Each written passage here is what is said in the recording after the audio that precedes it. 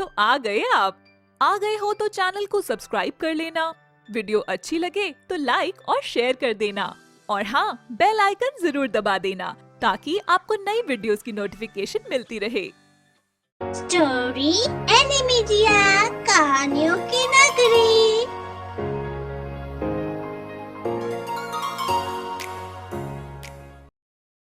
ये कहानी है अजमेर नामक गांव की, जहां मीना अपने माता पिता के साथ रहती थी।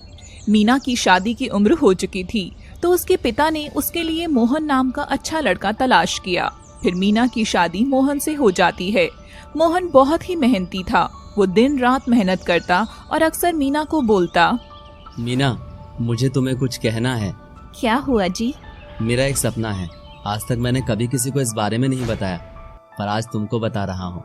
क्या सपना है आपका? मुझे भी बताइए। मैं चाहता हूँ कि हम अपने बच्चों को अच्छे से पढ़ाए लिखाएं, ताकि वो हम जैसी गरीबी ना झेलें और खुशी खुशी रहें। आप बिल्कुल सही बोल रहे हैं जी। जितना संघर्ष आप कर रही हैं, हमारे बच्चों को ऐसा कुछ ना करना पड़े। मैं आपका पूरा साथ दूंगी। तुमसे मुझे यही उम्मीद थी मीना। मोहन का गांव वाले भी बहुत मान सम्मान करते थे और साथ ही सभी मीना को भी बड़ा मान देते थे। सब सही चल रहा था। उनको एक बेटा और बेटी भी हो जाते हैं। लेकिन कुछ साल के बाद ही मोहन की तबीयत खराब रहने लगी। फिर मीना उसे अस्पताल लेकर जाती है, जहां डॉक्टर उसका चेकअप करते हैं। मीना बहुत घबराई हुई बाहर इंतजार कर रही थी। जैसे ही डॉक्टर बाहर आए, मीना उनसे पूछती है, मेरे पति को क्या हुआ है डॉक्टर साहब? वो जल्दी ठीक तो हो जाएंगे? मुझे आपको ये बताते हुए बहुत अफसोस हो रहा है कि आपके पति को ब्रेन ट्यूमर है। क्या? Brain tumour? हे भगवान, अब हम क्या करेंगे? डॉक्टर साहब, मैं आपके आगे हाथ जोड़ती हूँ, उन्हें बचा लीजिए। अरे, ये आप क्या कर रही हैं? हमारा फर्ज ही है लोगों की जान बचाना। और खुशी की बात यह है कि अभी आपके पति का ट्यूमर इनिशियल स्टेज पर है, तो उनके सही होने के चांसेस बहुत ज्यादा हैं। पर आपको पैसों का इंतजाम करना होगा, फिर हम ऑपरेशन की तैयारी शुरू कर देंगे। मैं सब कर दूंगी डॉक्टर साहब, बस आप उनको सही कर दीजिए। फिर मीना मोहन का इलाज शुरू करवा देती है, पर उसका इलाज कराते कराते सारा जमा किया धन लग गया। अब मीना हर किसी के सामने गिड़गिड़ाती है, पैसे मांगती है, लेकिन बिना पैसे की किसकी इज्जत होती है? जो लोग उसको बहुत मानते थे, आज वही उसको किनारा करने लगे थे। फिर वो चली गई गांव के ठाकुर के पास। ठाकुर की नीयत के बारे में पहले से ही पूरे गांव वाले जानते थे। ठाकुर को तो ये सुनहरा मौका मिल गया था। मीना ठाकुर को कहती है, ठाकुर साहब, मेरे पति बहुत बीमार हैं। मुझे उनके इलाज के लिए पैसों की जरूरत है। प्लीज मेरी मदद कीजिए। देखो मीना भाभी, मदद तो मैं कर दूंगा, पर आप तो जानती ही हैं कि मुझे पैसे समय पर चाहिए, वरना वसूली करना मुझे अच्छे से आता है। आप चिंता मत करिए ठाकुर साहब, आपके पैसे समय पर मिल जाएंगे। फिर मीना पैसे ले आई और मोहन का इलाज कराने लगी। एक दिन मोहन की तबीयत ज्यादा बिगड़ जाती है। तभी वो मीना को अपने पास बुलाता है और उससे कहता है, मुझे माफ कर दो मीना, मेरी बीमारी के चलते हमारे पूरे जीवन की कमाई खर्च हो गई। मेरा सपना अधूरा ही रह गया। अजी, आप ऐसे क्यों बोलते हैं? हम मिलकर अपना सपना पूरा करेंगे, बस आप जल्दी ठीक हो जाइए। मीना इतना ही कहती है कि मोहन अपनी आखिरी सांसें ले चुका था। मीना की इतनी कोशिश के बाद भी मोहन बच ना सका। उसके सामने मानो मुसीबतों का पहाड़ टूट पड़ा हो। अब मीना विधवा हो चुकी थी। फिर गांव की कुछ औरतें मीना को कहती हैं, अब तू विधवा हो चुकी है, ये घूमना फिरना, खुले बाल, ये सब शोभा नहीं देता। कुछ लाज शर्म कर और कहीं जाकर मर जा। विधवा का जीवन श्रापित होता है, कैसे काटेगी अकेले? ये आप क्या बोल रही हो? मैं विधवा हूँ तो मुझे जीने का हक नहीं है? मेरे बच्चे हैं, मुझे उनके लिए जिंदगी जीनी है। देखो देखो बहनों, पति को मरे 2 हफ्ते नहीं हुए और ये तो अभी से उड़ने लगी। मीना ये सब सुनकर वहाँ से चली जाती है। पर मीना एक तो विधवा थी, ऊपर से खूबसूरत भी थी। इसी कारण गांव के ही कुछ आदमी उस पर अपनी गंदी नजर रखते थे।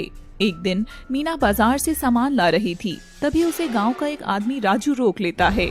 राजू भैया, ये क्या बदतमीजी है? मेरा ऐसे रास्ता रोकने का क्या मतलब?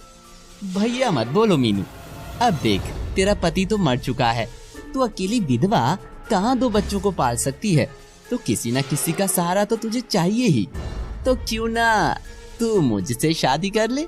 अपनी खूबसूरती ऐसे खराब मत कर। मीना ये बात सुनकर राजू को बहुत तेज थप्पड़ मार देती है। फिर राजू भी गुस्से से बोलता है, एक विधवा बिना किसी सहारे के अपना जीवन कैसे काटती है मैं भी देखता हूँ।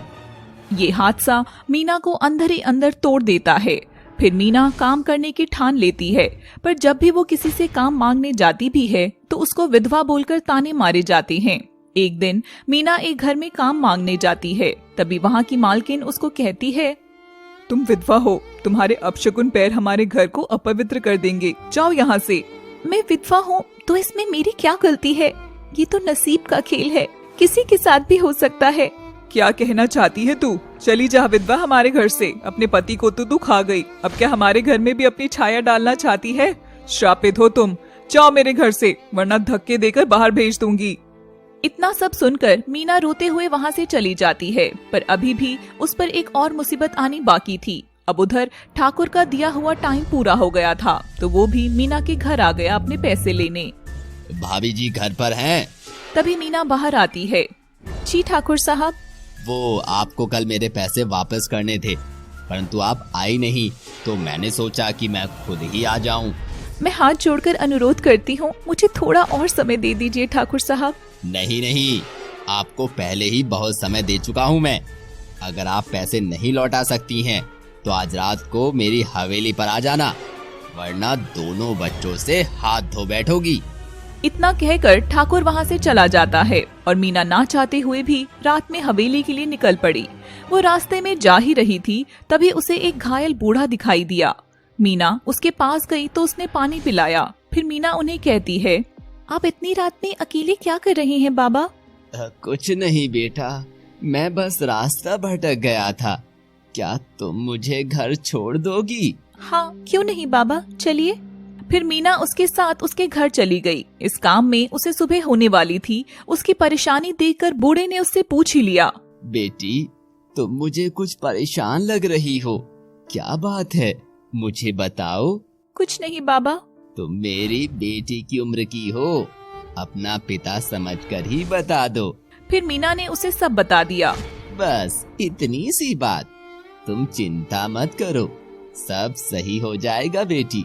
चिंता बस इस बात की है बाबा कि मेरे जीने का एक ही सहारा है, मेरे बच्चे। उन्हें कुछ हो गया तो मैं भी जिंदा नहीं रहूंगी। पति को तो पहले ही खो चुकी हूँ, अब बच्चों को नहीं खोना चाहती। बूढ़े ने मीना की अच्छाई देखकर उसे पैसे दे दिए, जितने उसे ठाकुर से लिए थे, और अपने यहाँ काम पर आने को कहा। उसके बाद से मीना ने धीरे धीरे सारे पैसे भी उतार दिए और एक विधवा होकर भी अपने बच्चों को अच्छे से पढ़ाया लिखाया और इस लायक बनाया कि वो दूसरे गरीबों की मदद कर सके। मीना ने विधवा होने के बावजूद अकेले ही अपने पति का सपना पूरा किया।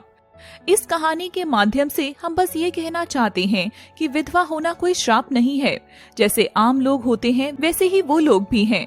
उन्हें भी जिंदगी जीने का पूरा हक होना चाहिए। चैनल को सब्सक्राइब कर लेना, वीडियो अच्छी लगे तो लाइक और शेयर कर देना, और हाँ, बेल आइकन जरूर दबा देना ताकि आपको नई वीडियोस की नोटिफिकेशन मिलती रहे।